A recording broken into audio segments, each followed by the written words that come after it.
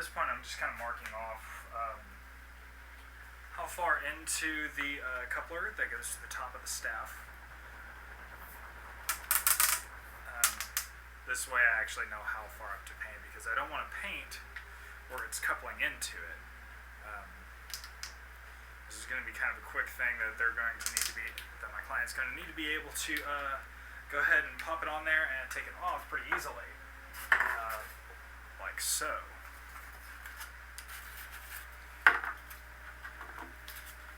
Just pop it on there, good to go.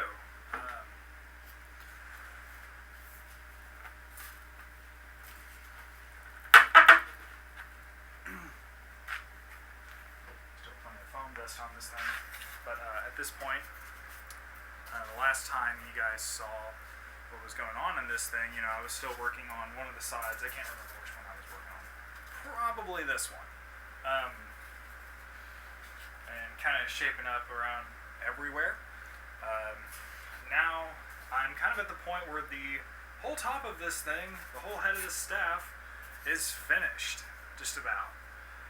It's going to need some cleanup here and there.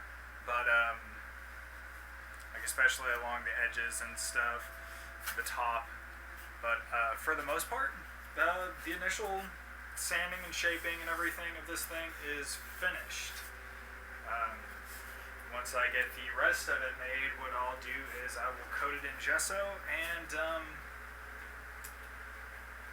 start priming and filling and priming and filling and sanding and priming and filling for the rest of my life. Or at least hopefully get it done before a CeliaCon, which I should not really have any problems doing, because this is the time-consuming part here, which is pretty much done.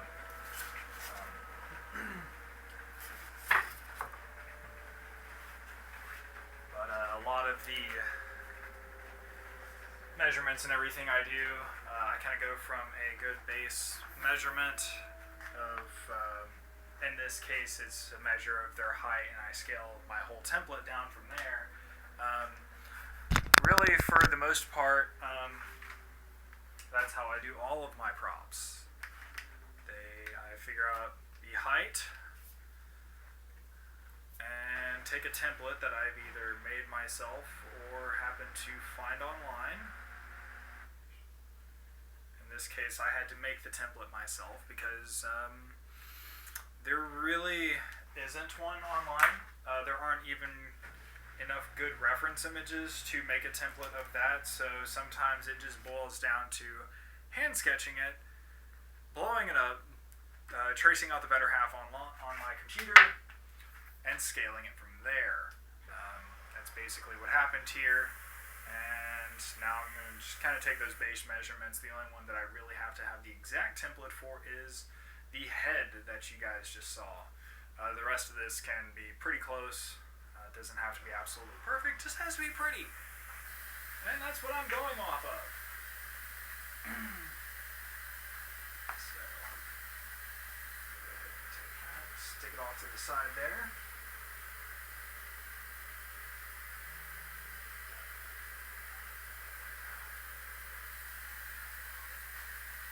One thing I can never find or never get enough of, it's tape measures and rulers.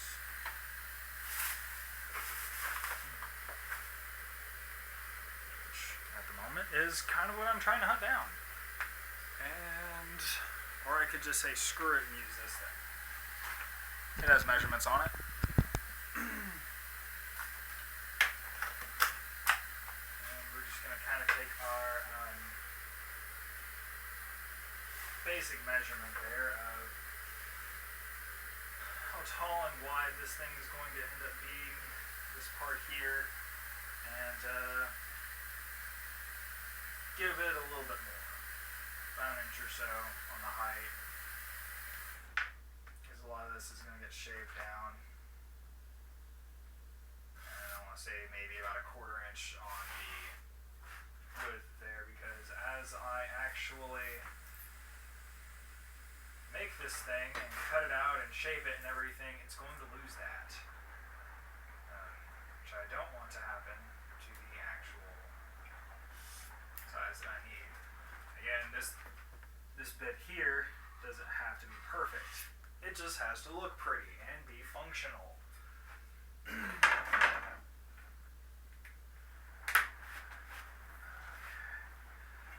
It's always a good idea for on your table surface to have something between it and your knife. In my case, I usually use like an old cardboard box or something like that.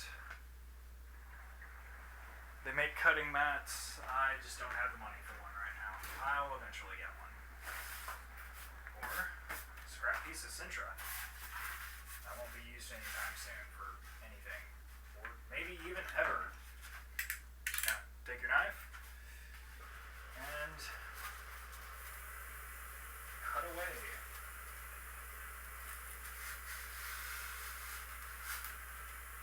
This is another one of those. I know I keep repeating this and probably driving you guys nuts. It doesn't have to be perfect. Just close enough. What I'm doing at the moment is I'm creating layers to sandwich my PVC pipe in that's going to act as our handle. And I'm doing it this way is because I have these, I think these are 1/4 inch thick pieces of foam here, and then I also have some 1 inch thick pieces that are going to get cut out, glued together with some kind of glue, probably Gorilla Glue or something, because that has a good, nice, strong adhesion between foam and PVC, and just kind of make things from there. Start shaping it out and cutting and shaping some more. And I'm just going to take this first general cutout piece, stack it on here, and cut it out. And this is why we make these bigger than what they're supposed to be. It's just so, in case I screw up, and let's face it, when I screw up, I can shave off some more and it gives me a little bit more room to work with. Also, another thing to take into consideration is, just like the head of this thing, it's going to be heavily ornate. You kind of see here, I've got 2 pieces of foam here, and I really hate the lighting in here, and I'm sorry you guys can't really see. There you go, just kind of have to play with it a little bit. It's my 2 little layers there. These are actually going to be the outer layers. And I'll take my 1 inch piece here. This is actually left over from my second Fear's Deity sword, which will be getting a Mark 3 here pretty soon before Anime Fest. Just find one of these weird cut pieces here and trace this out wherever my marker went. Just use a file.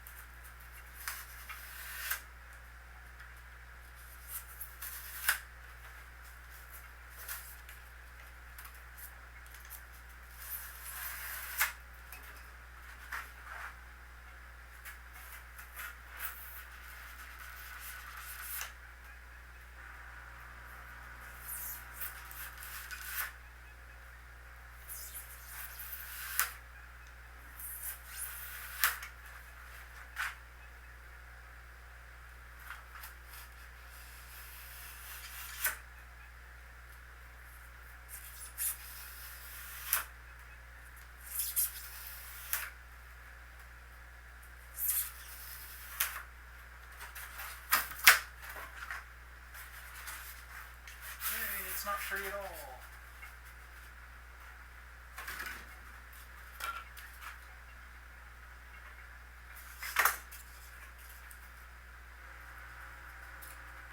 And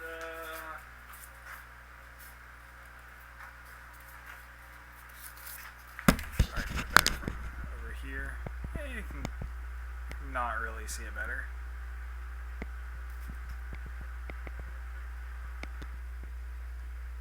There you go. See all my 3 different layers and different thicknesses there. Kind of. There you go. Yeah. That's kind of the general idea there. And again, the reason I have this really thick layer in the center is, first of all, it makes it a lot more stable. Secondly, it needs to be about as thick as my PVC here. It's not perfect, not at all, but once I kind of wedge it in, this thing will indent into the other foam. It kind of has to line up here where I already made my line. So I'll just take this here.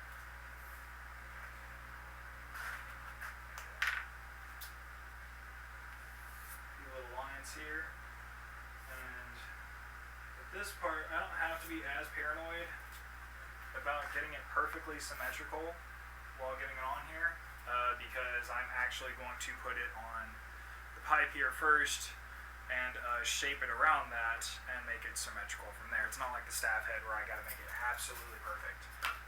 In fact, I'm actually just going to cut this straight down the middle. Yeah. Just screw it. Cut it straight down the middle. It's going to get half of that crap shaved off anyways.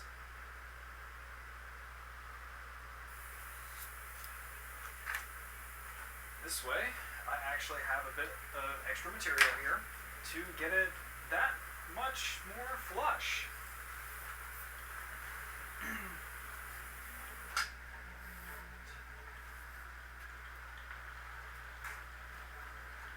Still trying to hunt down my tape measure if I can ever find the damn thing.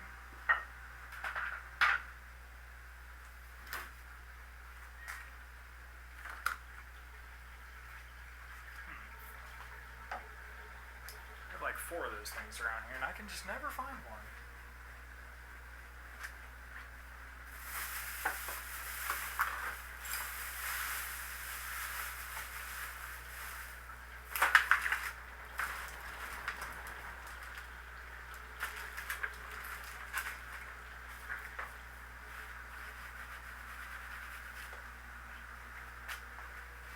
I can do it the old-fashioned way or the hard way, and look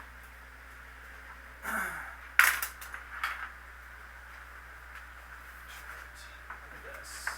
I've actually got to get this about 43 inches or so. I could make it a little longer, a little bit shorter in there. I'm actually measuring from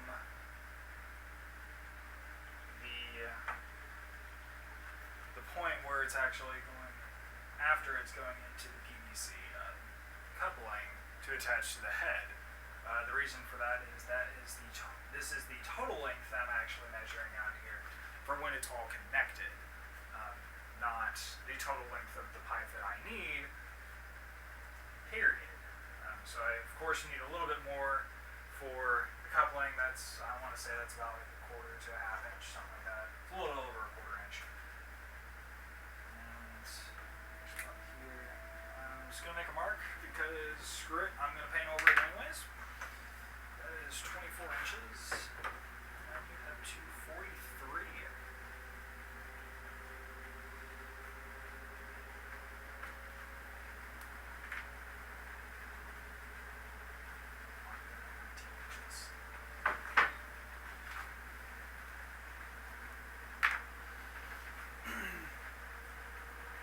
It's all just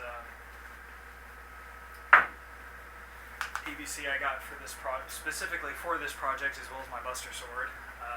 Very little was actually used for the Buster Sword. I'm actually going to have to get more for that thing, but for the moment, it's being used for this. So now that I'm done with this thing, for now, I'll stick it up there out of the way for a second. And go ahead and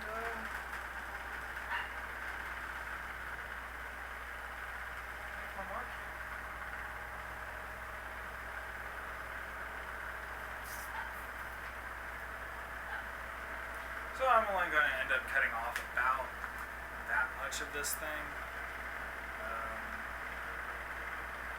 Man, I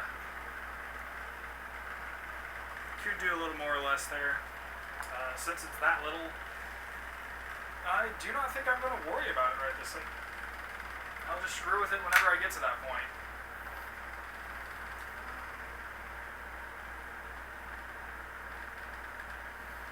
Which honestly is about now, actually. So, what we'll do is, I think I'm just going to use my Dremel for that one. I don't recall actually having a little bitty hacksaw. So, get my mask on, put a cutoff wheel on my Dremel, and just cut that off. Typically I do this with a miter saw, but I don't know if you guys caught a glimpse of it earlier. That whole area in my garage is total war zone. Got some trim in here that we're going to be putting in the house, and this is the only place we can put it for right now. So, fortunately, the only tool that it belongs on, kind of, is my miter saw. That's only because I'm too lazy to go open up the garage door and go around.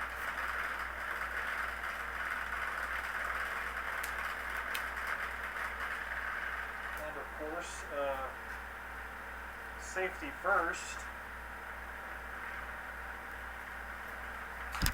Always wear a respirator.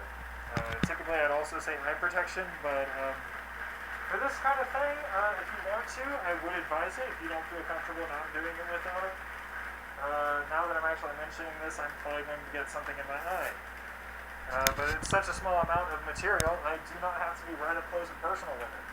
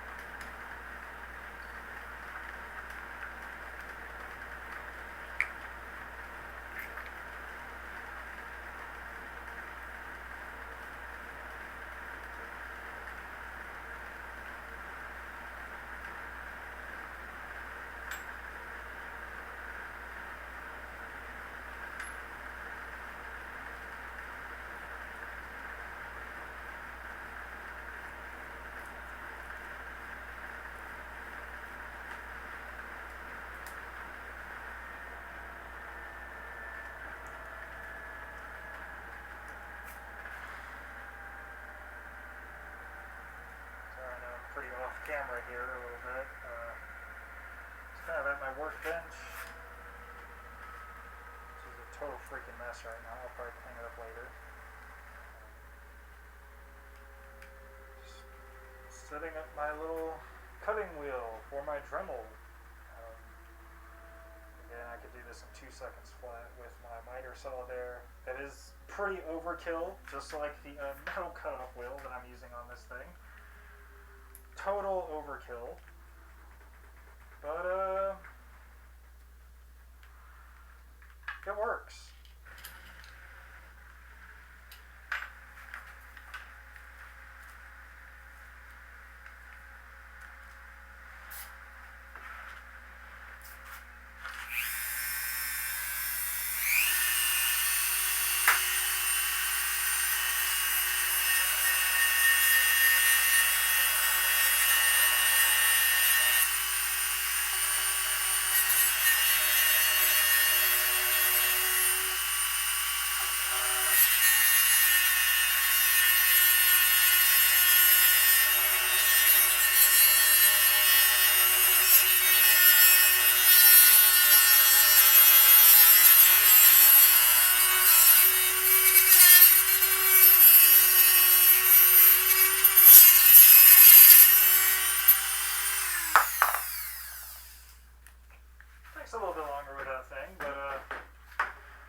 generally gets the job done.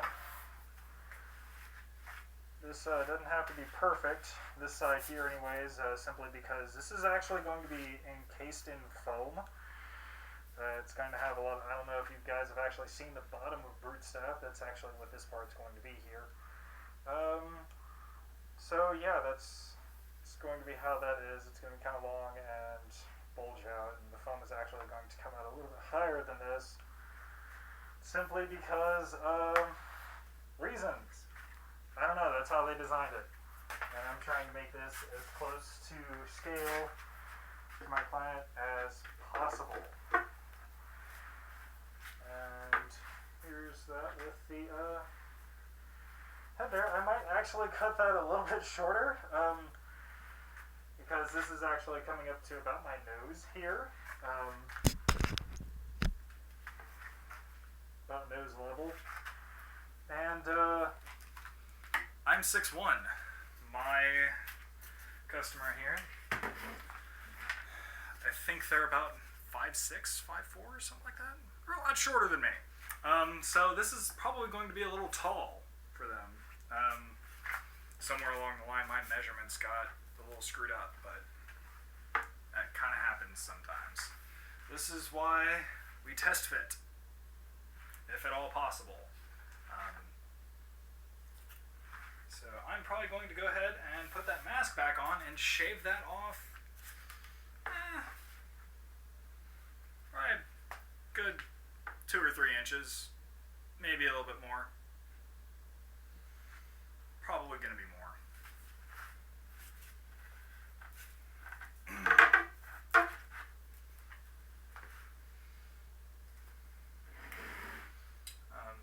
Some of you may be wondering why I didn't use threaded couplers or anything like that, or threaded pipe.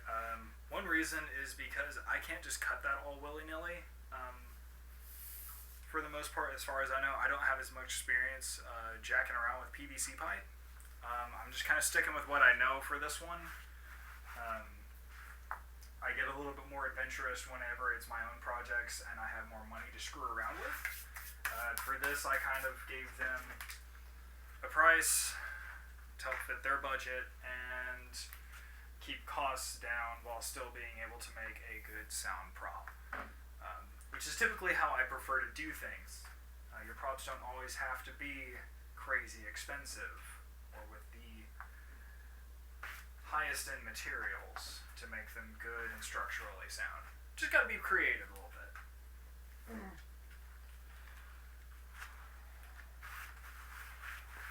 And just like I said, the last time I just about had a little short of PVC in my eye there. Very last second. So, just like I said would happen. Safety first and foremost. You will probably hear that a lot while watching me work.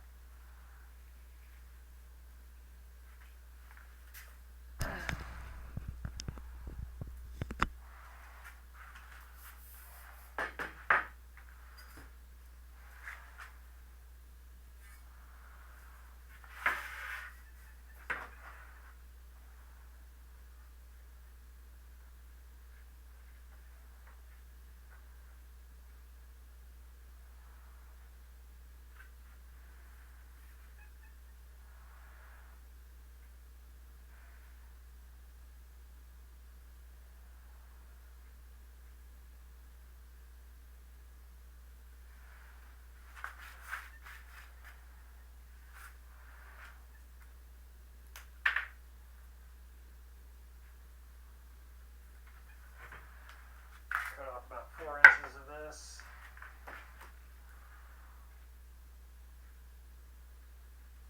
It's possible that might be a little more than what I need to. But in this kind of case, the way that it affects the height, it would be better to cut off more and have it a little bit shorter than have it like so much taller than the model, because then it just kind of looks ridiculous.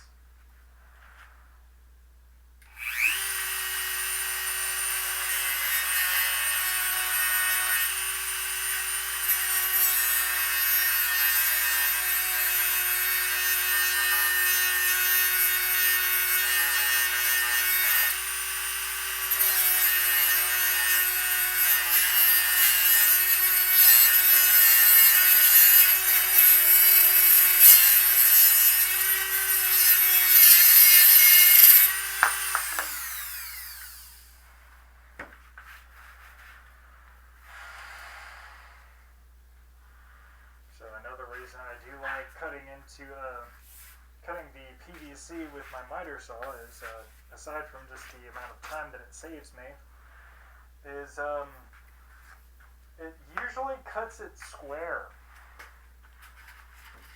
off. And working with a cutting disc on a Dremel, it's going to come out to be a little beveled there, which it doesn't need. So that's actually a bit shorter now. You guys actually see how tall it is. And again, just so you know, I'm 6'1". If that gives you any kind of height comparison to this thing, it is freaking massive. I think in the early stages, when I was lining up my template and everything, to compare size, I set this thing on a large pizza box, open, just to kind of give an idea of how big this thing was. So, very, very ornate thing, and you guys can actually see how it is. That's actually an angled shot that I have showing in the stream there, right under me, is that is the staff that I'm working on. As you can see, it's kind of shot at an angle. I have that one there because it's a good reference image for you guys to get a good general outline of what this thing is supposed to be.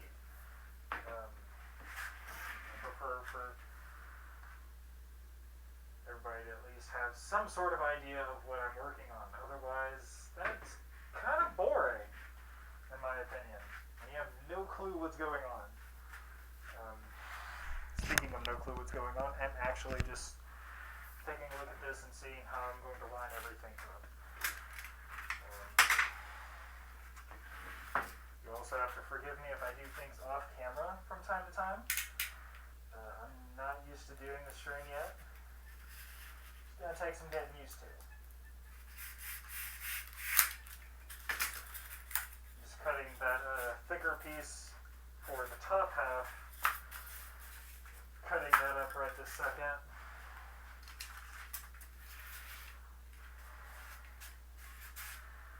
Now onto the bottom piece. This one's going to be a little fun.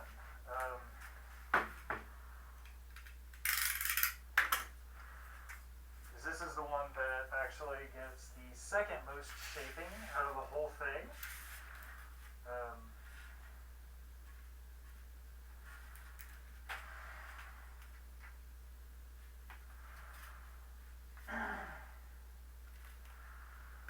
And I say second most just because, well, unless there's another staff head to this thing, that's pretty much it.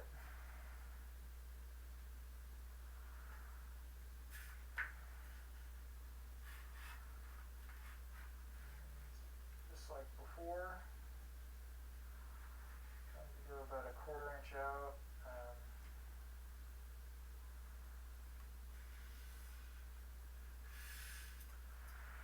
Just kind of measuring out the bottom there.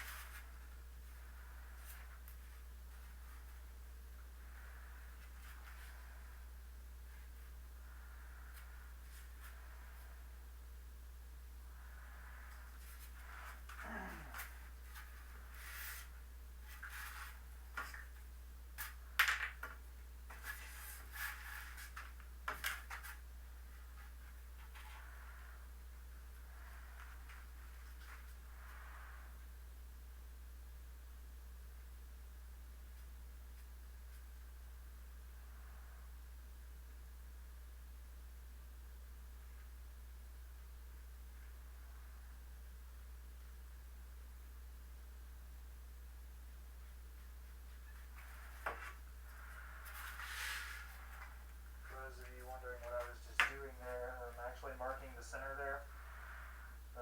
One of the strange things about the bottom piece of this is I'm trying to do it all in one piece instead of different parts. This will save me a little bit of work in actually having everything lined up later on.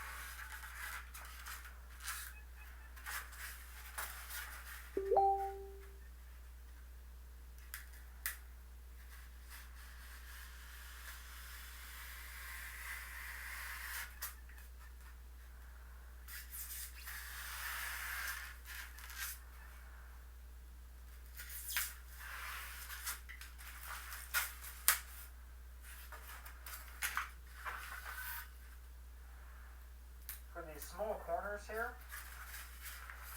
like these. I don't know how well you can see that. I prefer to use my little X-Acto knife here.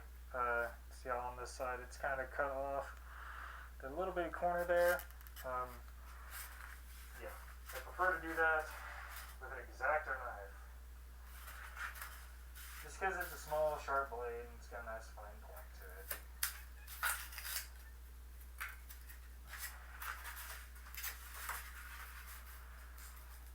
Now we're going to take this pretty little thing.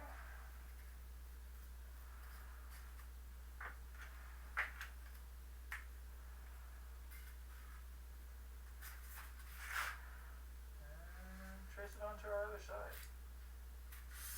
Not really other side, but trace another half of it.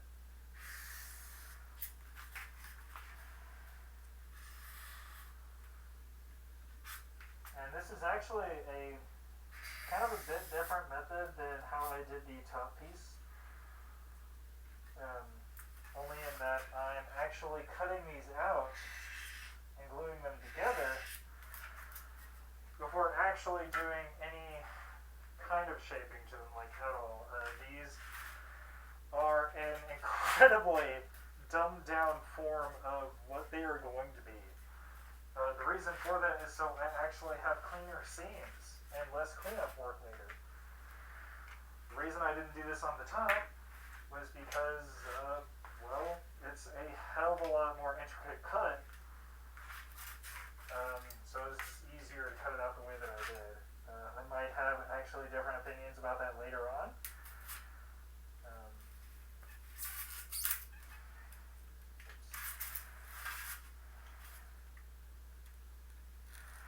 But for right now, this is kind of what I'm sticking with.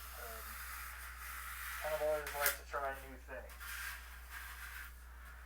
It's never bad with your cosplay stuff. Just don't get too bummed out if new things don't work out for you. A lot of times for me, they don't. But I keep trying anyways, just because you can only do so much research on the different methods to do for making different things before you actually can apply it yourself. I've seen a lot of different ways that the foam props here can get made. I've seen a lot of different ways to seal them. I've just kind of gone with the one that has worked best for me up to this point.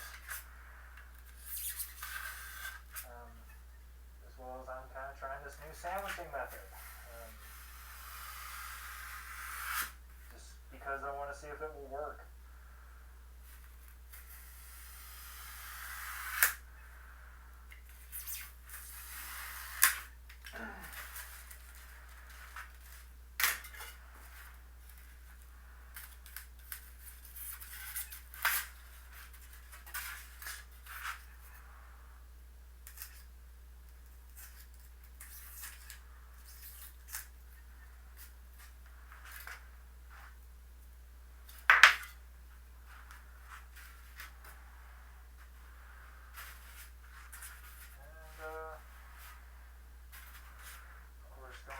Thicker foam now. Well, going to in just a second.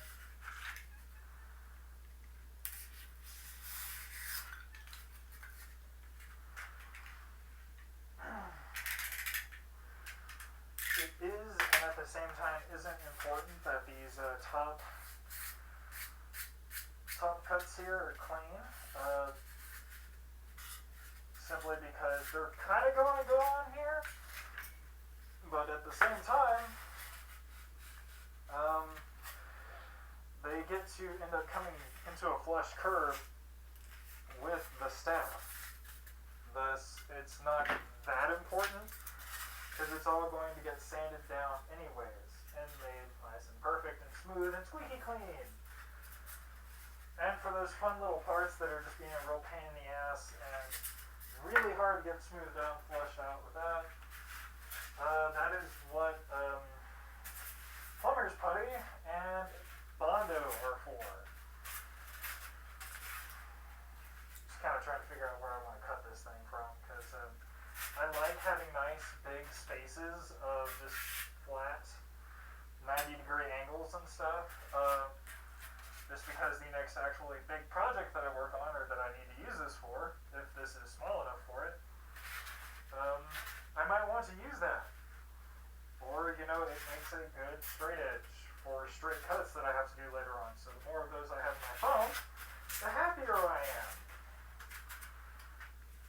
And as you can see, I really just use about as much of this shit as I can. Just because,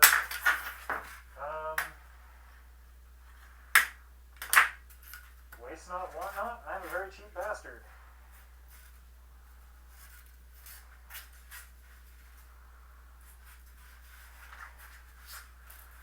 Again, getting kind of a weird shape here, but whatever.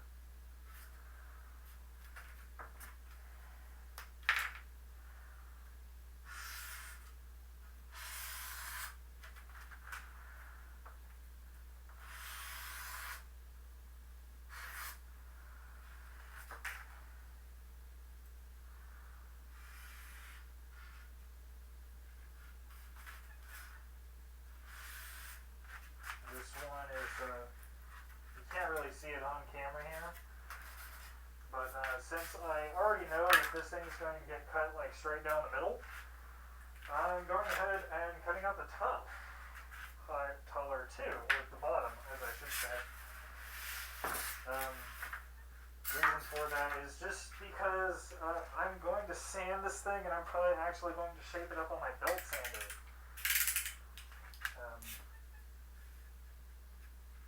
Because I love my belt sander. I spent money on it, I'm going to use it. And I'm good at using it. Although I do hate making cylindrical pieces, just because I'm OCD as hell about them.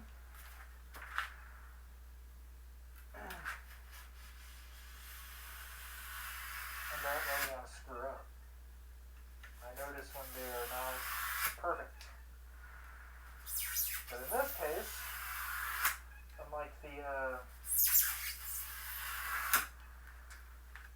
little piece that connects to the head that's actually covering up our little coupler there, this is actually already going to be attached to the pipe, so I can just readily see where it needs to be shaved off some more, and work with it a little bit easier. I don't have to worry about cutting that hole out and making it perfect. That was just sandwich stuff that was scrap of the 1/4 inch stuff, because I didn't want to waste such a tiny little cube of this. And I can show you guys what I'm talking about in just a second when I actually finish cutting this damn thing.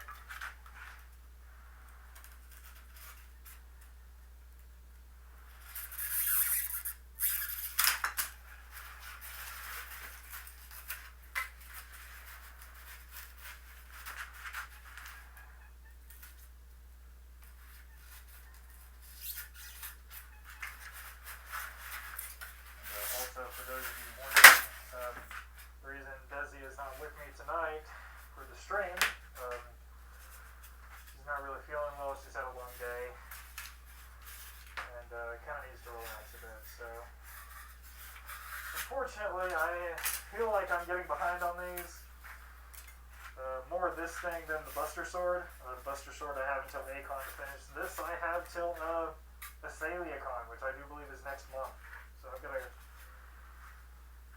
3 or 4 weeks on this thing. Then it has to be done. So I will probably be actually out here all weekend. I probably won't run a stream all weekend long.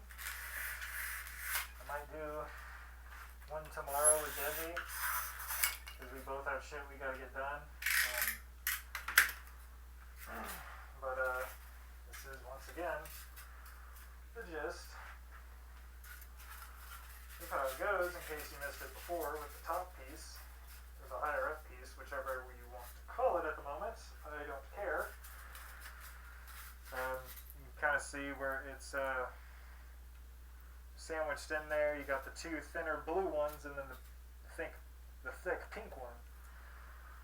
Um, Again, the reason for this is I'm sandwiching this in PVC. So sandwiching the PVC in this stuff.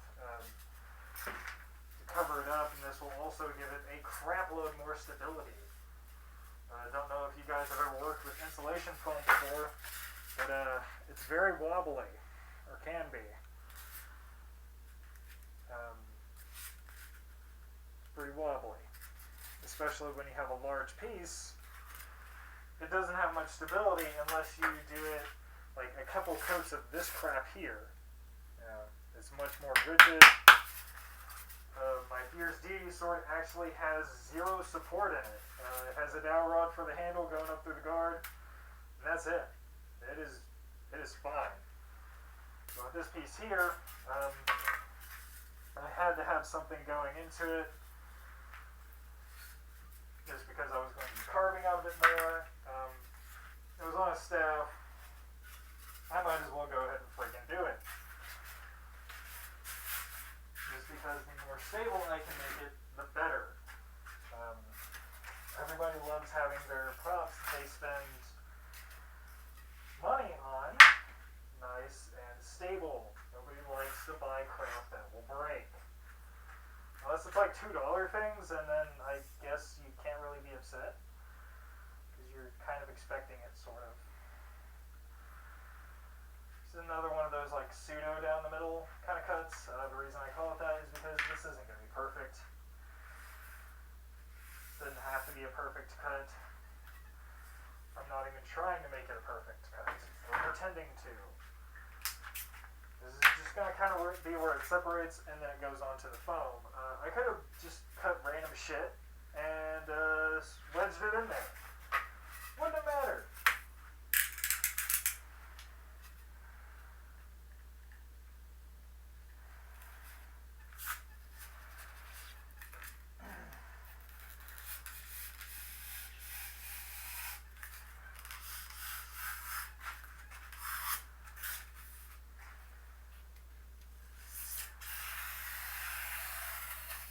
You guys will notice me doing a lot of these whole like two cuts. I usually use like the first one to set in, get a good cut in there for the most part, and then the second one to finish it off. This way I have a nice, really clean seam that you guys cannot see.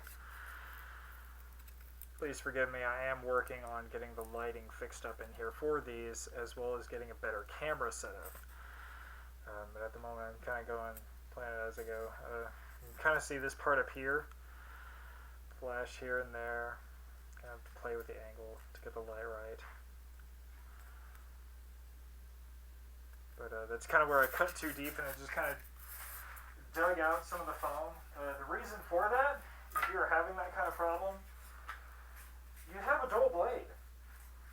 Mine's not totally dull yet, but I need to go ahead and get a sharpener, or actually I need to get a replacement blade for this thing, and then get a sharpener for that whole pack of blades.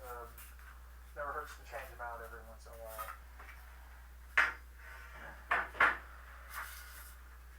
And now what I'm going to go ahead and do, this is the fun part. This is a lot of guesswork.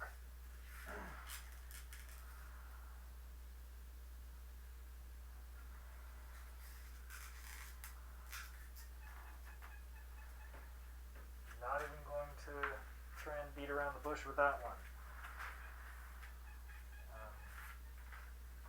A lot of guesswork of just trying to get it figured out how I want things to line up in here. I might end up doing this, just doing the top and then doing the bottom piece. And at that point, that's probably where I'm going to call it quits for the night, because I'm using Gorilla Glue, and it takes a lot longer for that stuff to dry. The reason I'm using Gorilla Glue instead of like super glue or anything like that, or some other adhesive, it's the best one I've found that works for me, to be honest with you, for this kind of stuff. If you've got one that you've used that you just adore and love using, I would say go ahead and use that. this is just what worked for me. Regular old Gorilla Glue. Just regular thing of glue. And get it on there. I'm going to go ahead and brush off my surface here just because I do not want any dust or any other crap getting in the way.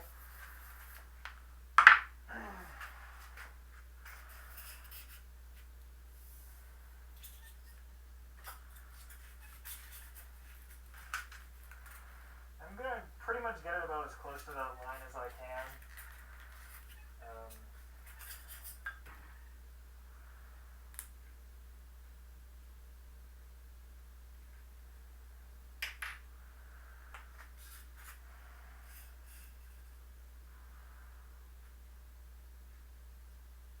The reason for that is that line is where it's actually going to connect to my staff head, and if there's a gap there, somebody's probably going to notice. People usually aren't too happy when there's noticeable gaps like that. I might get a little bit past the line, just because whatever works, really.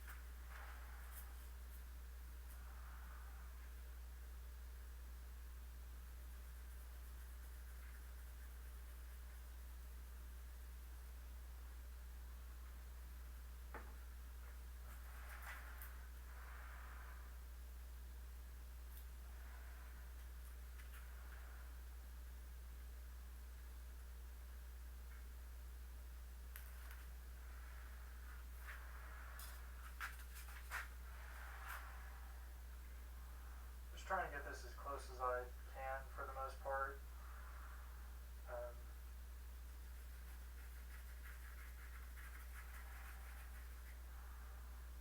Doesn't have to be absolutely perfect. Okay, you guys keep hearing that, and some of you are probably going, what? No. Why don't you get it absolutely perfect? I'm doing a lot of shaping here. And what gets screwed up this right now will get fixed during the shaping. Go ahead and have my thing of gesso here ready, because that is actually what I'm going to clamp that down with, as well as probably something else. Actually, that's another thing I really love about Gorilla Glue. You get plenty of working time out of it. It's not going to immediately start adhering to things. Start curing. This is kind of a pro and a con. Pro because it gives me plenty of time to, screw up and then fix it. It's kind of a con because, well, I hate waiting. Don't you guys? I hate waiting.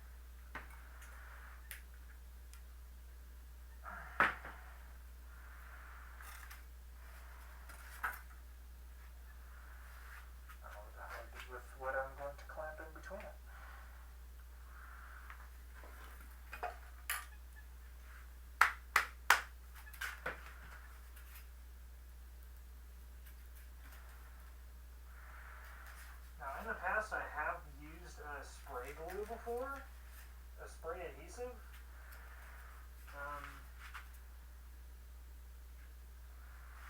I actually did that on the top half. Don't particularly care for it too much. It doesn't hold all that well, as I would love for it to.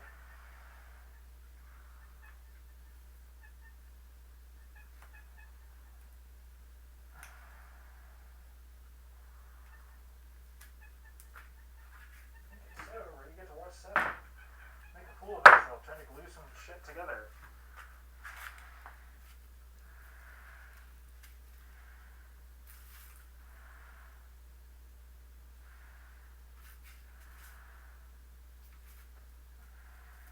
Alright, plan B. Clamp it. The reason this was not plan A is because clamps have a tendency to dig into foam. Good news is, if this totally screws up, I can just remake it.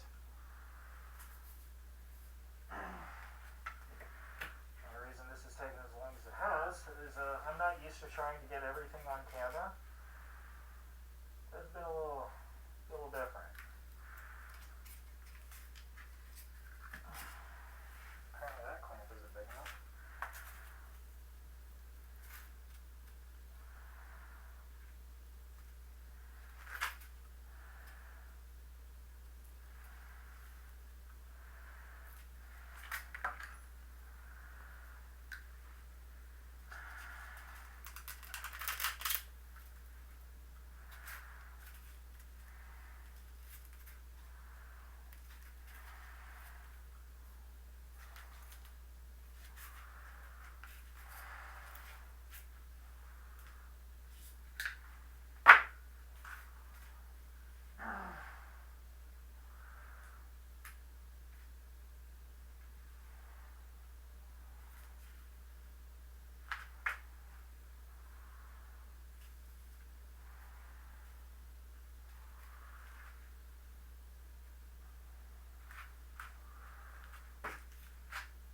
I could just resort to holding it here for a bit.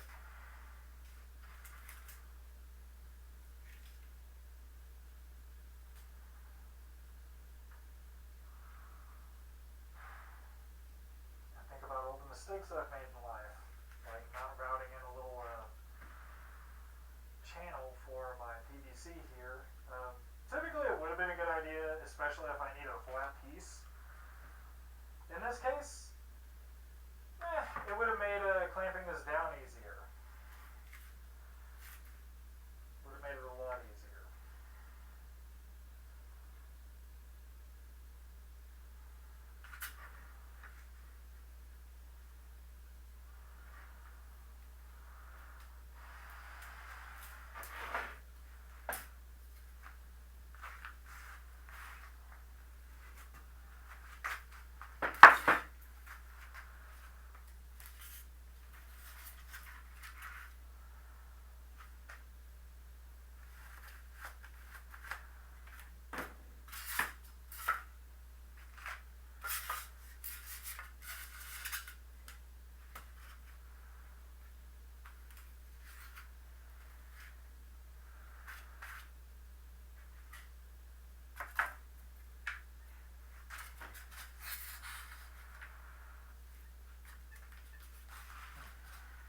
Actually kind of improvising a little jig here to clamp that on. I'll do it kind of in two parts there. Just with heavy things.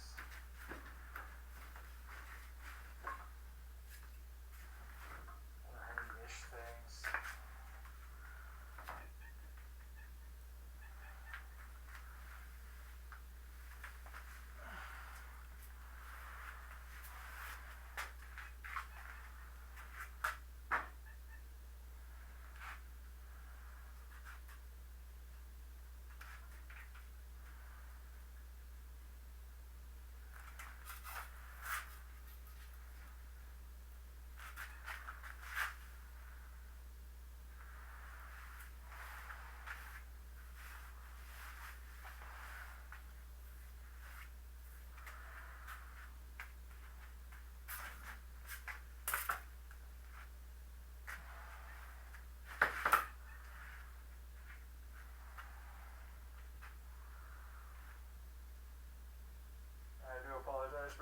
that were expecting this to be a, hey, this is all like perfect tips and everything.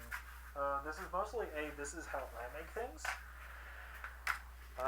It's the actual process. I screw up a lot. It happens. A lot.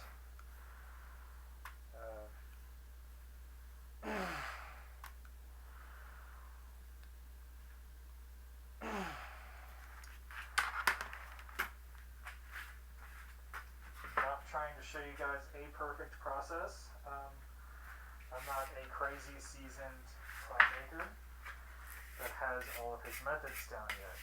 For woodworking and stuff, for the most part, I kind of do. I have a lot of them worked out. Foam, smithing, I guess.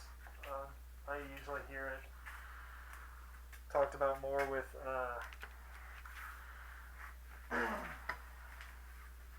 EVA foam, but I suppose this would qualify. I'm still working out all the kinks and how I do things. So this is more of a you get to learn with me, and I would actually love to hear any little tips that you guys have. I'm just looking for other similar things to kind of clamp down onto this. That's not like a 5-gallon bucket. I think that's a little overkill. Even though it would totally work. Why am I not using this 5-gallon bucket?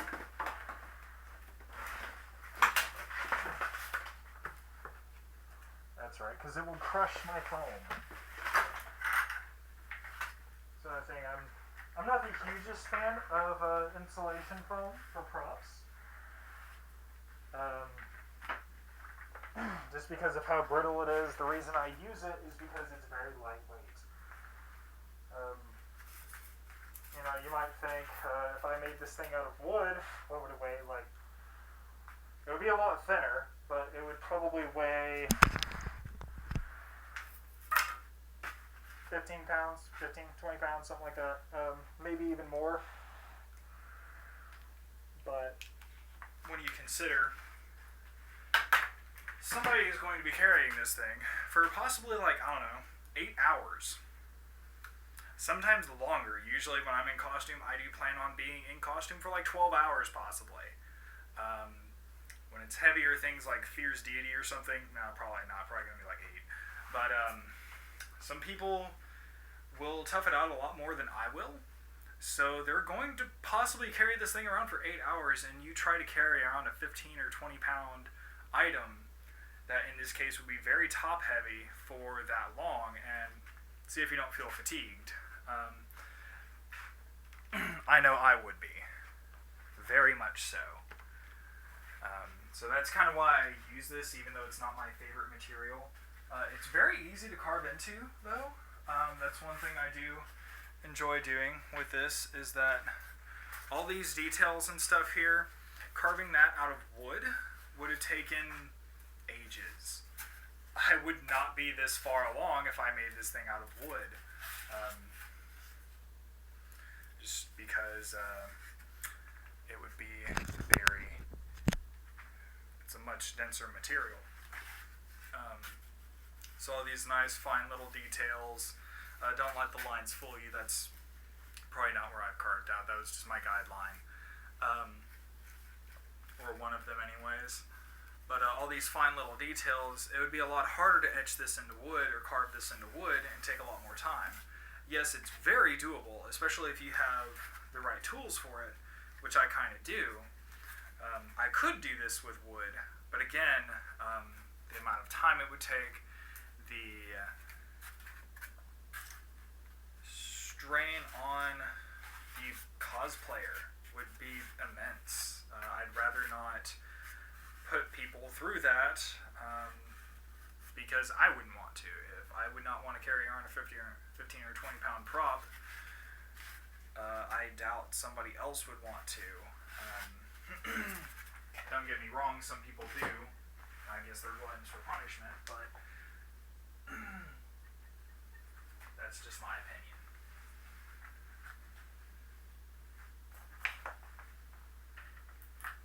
That'll work. Finally found a thing that is better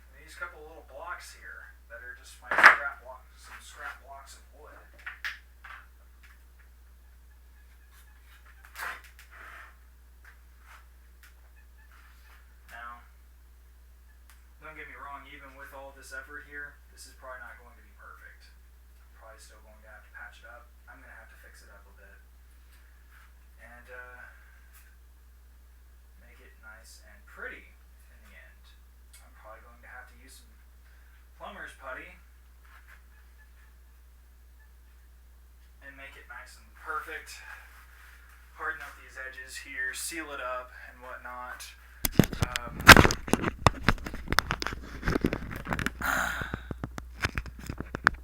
Seal it up and whatnot around the opening here, make that all nice and finished.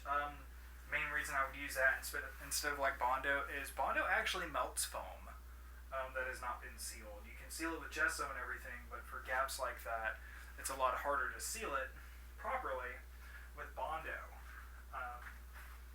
or with gesso, because I use a brush-on type because I can get that by the gallon. How long does it take for me to use a gallon of gesso? A crap load of a long time. I could probably use this gallon and make like 50 Buster Swords, if not more, and also larger props. So what I'm going to be using to seal up this stuff here, great thing about it, it's sandable.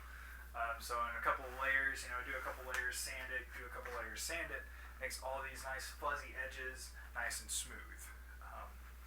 Fuzzy edges will pop up in your foam from sanding with sanding bits. It will make it fuzzy, but once you start actually brushing on the gesso, you start getting more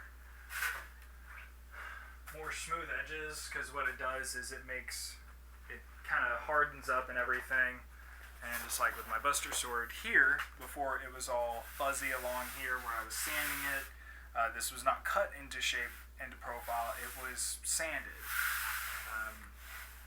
And with that, you can still kind of see up here, if my lighting wasn't shit, you can still kind of see up here, sort of, not really on camera. If you looked at it up close in person, you could still kind of see there where, it was kind of fuzzy, and even, ripped through some extra bits of the foam. Gesso can actually act as a small filler for things like that. These gaps are a little large for it, but actually it still could do the job. It gets into those pores in it, and this is actually kind of where we're at with the Buster Sword at the moment. I can't really get it all on camera because it's so freakishly huge. But for those of you that have been following my page on Facebook, the link is in the description below. You guys know about how big this thing is. Again, my height. I am 6'1". I'm 3 inches shorter than Zach Fair. This is actually probably a little bit longer than it needs to be, but this gives you a pretty good idea of how big the Buster Sword is. And it weighs like nothing. I think this thing weighs like 2 or 3 pounds at the most. Probably even less than that.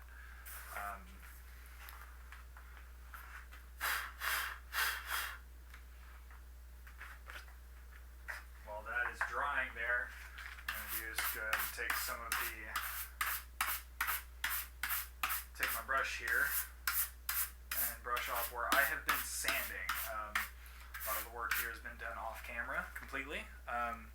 This whole bit here was cut out. I had a whole chunk of this cut out because I was originally going to do lighting in this. I nixed that idea because I'm lazy. And though this is turning out pretty decently, it's not quite as well as I would hope for it to. I might go back and remake this later. And also the lighting that I just thought about doing, it was thought of way too late in the planning of this thing. I should have actually thought of it before things were wedged together during the initial measurements, really. Figure out how long I need cables and everything just to make life easier.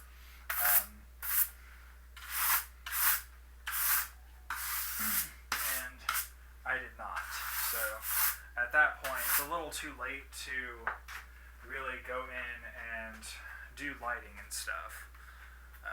What I'm going to do here real quick is there's some overlap of the Bondo. I had to fill in some of these edges here because there was a gap there.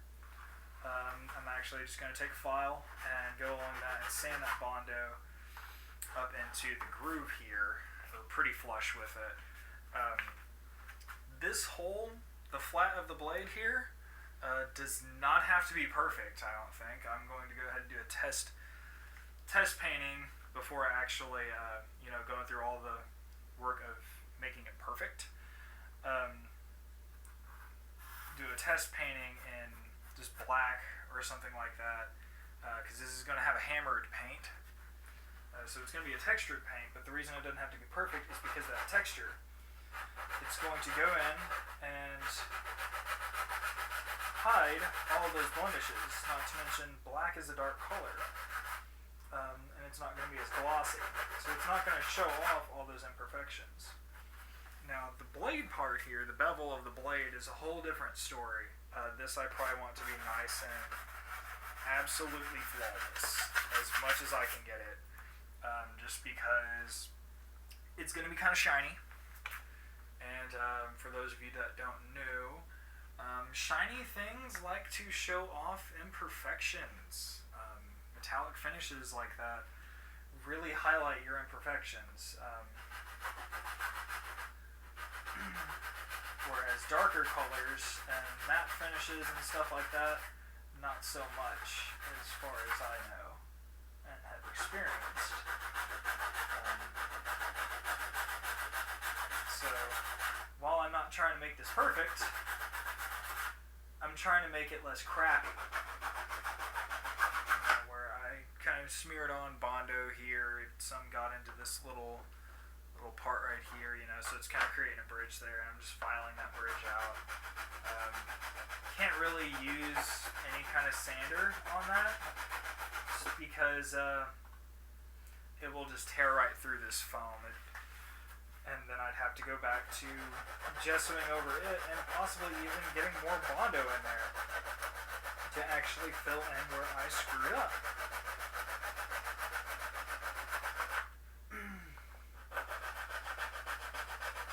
And I'm just kind of taking a flat file right there, but I also have a little triangle file here, or square file is more like it. That will really help get in that edge there.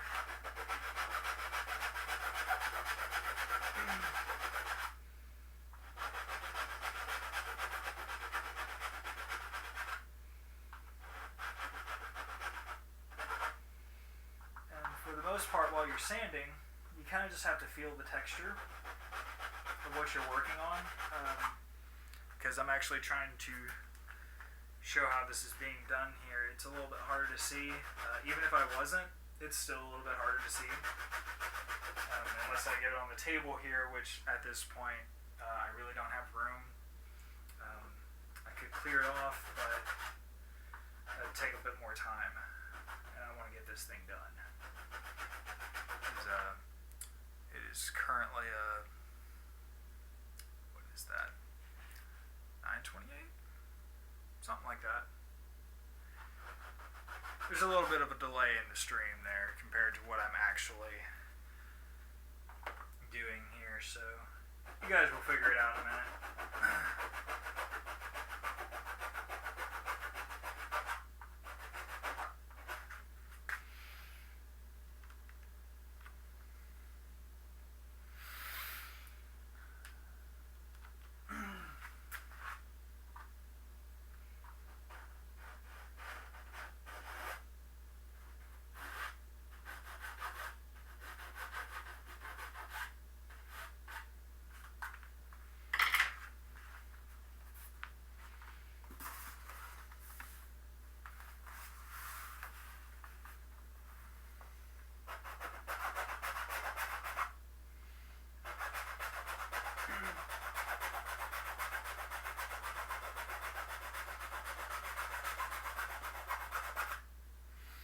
Some of you might kind of wonder, Seth, what about your respirator? You are filing things down and sanding them down. This doesn't really kick up hardly any dust. Not enough to really harm you. If I was going at this with like a Dremel or something, or my sander, hell yeah, I'd be wearing a respirator and, not sneezing Bondo dust for like a week.